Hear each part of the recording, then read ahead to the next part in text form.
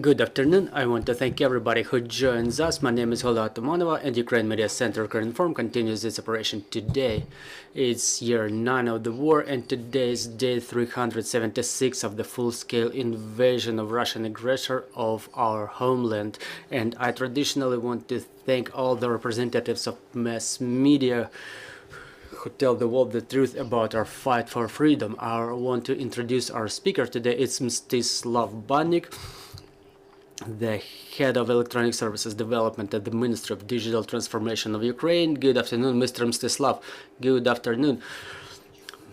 Mr. Mstyslav, in the advent of the International Women's Day, 8th of March, we know that you hold a question in Diia application, and you were asking our citizens whether we should retain it as a public holiday and a day off on this day.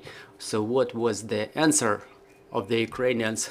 Yes, really, upon the initiative of the People's Deputies of Ukraine who work on this matter, I mean the public holidays and days off,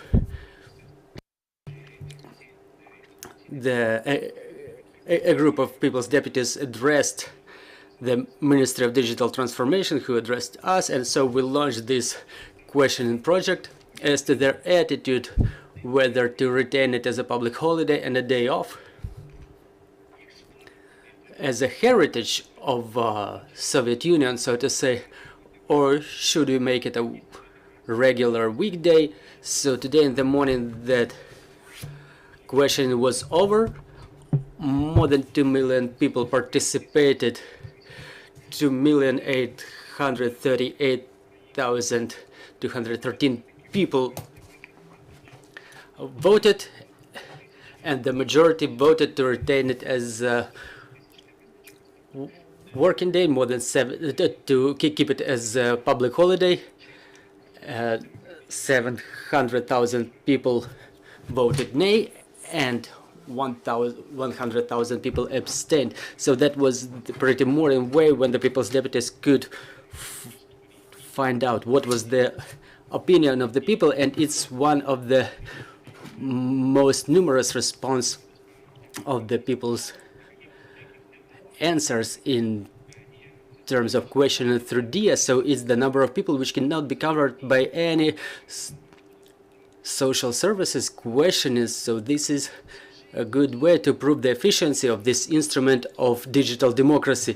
So what was the number of this questioning, and what questionings are ahead of us?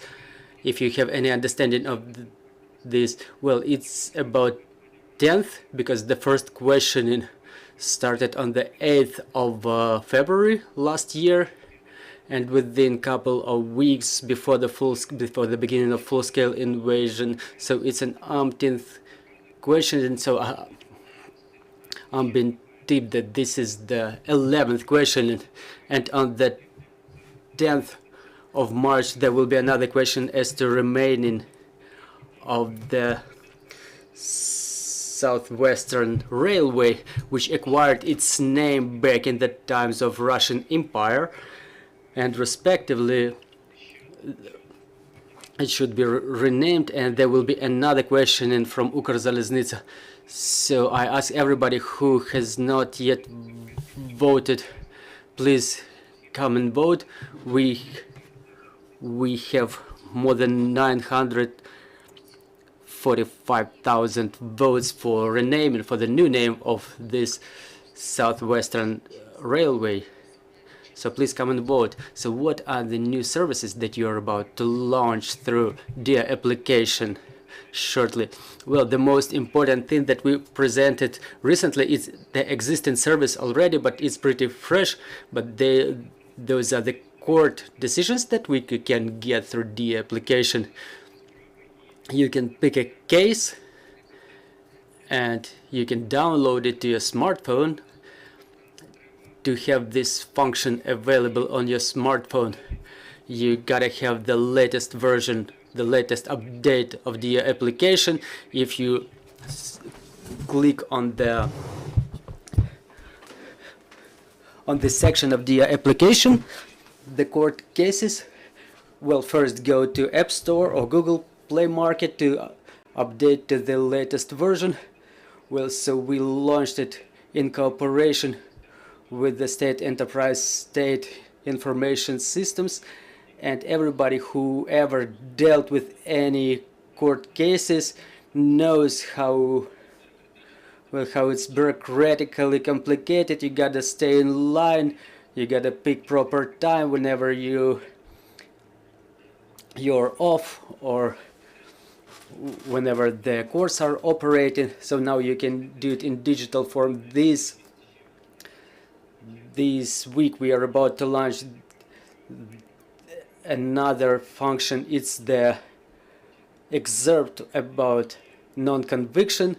So the people who dealt with this in their work, it used to take a lot of time offline, so now it can be available online in just a matter of minutes. There also will be a new service related to construction works, but we will talk about it later, about its presentation. Also shortly we will launch the cancellation for the proper owner. You can share your car through Diia. Currently you can share your technical documents, technical passport for your vehicle through Diia. You can transfer it to another owner or temporary owner, and now you can revoke that right from that other person also. We will present the service of replacement of the driver's license, and the main thing about this is that the driver's license will be only available through Diia, so you will not be forced to actually have this plastic card on you. And there are some other services in development that we will present a little bit later. Are there any preliminary results as the digitalization of the service of the medical examination for the military? I remember the Minister of Digital Transformation announced that project. So are there any preliminary results? Well, it's a little bit too early to tell about some solid results, but in cooperation with the Ministry of Defense and in cooperation with the civil organizations, we work quite actively, and there are some ideas on how to change this project, because in one hand it will be more digitalized. We're not talking about the service through Diia because, well, it's pretty clear about medical examination, but at certain level there will be electronic document turnover between the medical committees and military hospitals and military units, and there will be implementation of the digital queue. So under the hood we have a number of processes that are being changed and transformed in a way, and us, not only as the representatives of Ministry of Digitalization, but as the representatives of the working team who are interested in improvement of this process, there will be some progress that we will be ready to present to the people.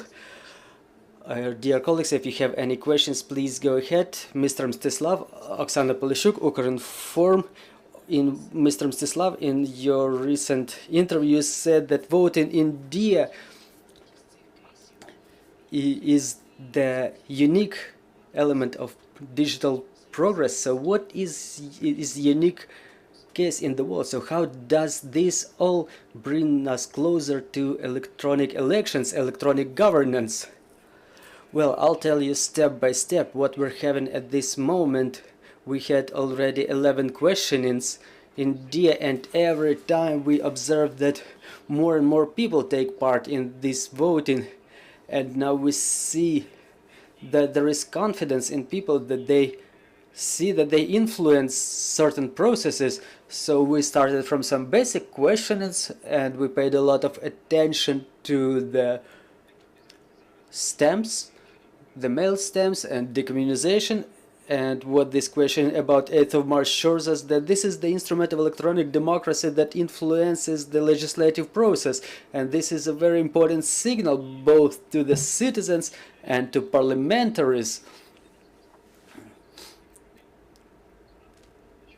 So people see that they can vote and they can influence something. And about the unique experience, I'll make a small remark. We communicate a lot with our foreign colleagues, and in other countries there is no similar instrument, not like Diia in general, but instrument that could fulfill its functions, like to ask people what they want, to offer them some options. And regarding the connection between questions in Diia and future elections, future voting of this big scale, technically questioning in Diia have nothing to do with elections. It's just simple arithmetics. There is a unique user and their vote is being counted, and in terms of elections, the election component is much bigger scale, and there is a lot more responsibility. We study international experience, and I have to remind you that it's not the Ministry of Digital Transformation but the Parliament who have to change the process. Of course, using the world's best experience, we understand what is the direction we have to move in, and it's way more important than to change the legislation or initiative of Central Elections Committee is the attitude of people, because no matter how well protected is the process of electronic elections, first of all, people have to trust in it, and to a certain extent this voting through Diia helps people believe that their vote matters, that everything is transparent. But electronic elections is a very responsible process, and it's quite complex and complicated. Mr. Mstyslav, I'm sure you can see what are the services mostly used in Diia application by Ukrainians, and probably you discussed those results inside of your team. So what are the top three services that are most attractive for Ukrainians? Well, not talking about the documents. Well, obviously documents are the most widespread service. But unfortunately, why I'm saying unfortunately, because it's the instrument used mostly by internal displaced persons, and it's the phenomena which was caused by the war in our country. People had to leave their homes to become internally displaced persons. So this is the most demanded service. Another one is the military bonds, and we gathered about 400 million hryvnia at the expense of selling military bonds. And another service which keeps working so far is the light bulb exchange, is one of the mostly demanded services in Ukraine. Mr. Mstyslav, thank you for this information, for finding time to join our broadcast. Dear colleagues, I'm reminding you, joining us was Mstyslav Banik, Head of Electronic Services Development at the Ministry of Digital Transformation of Ukraine. Our next briefing is in just 15 minutes. Joining us will be Yuri Ignat, Speaker of the Air Force Command of the Armed Forces of Ukraine, and we will talk about our air defense forces. Bear with us, trust in our armed forces, and glory to Ukraine.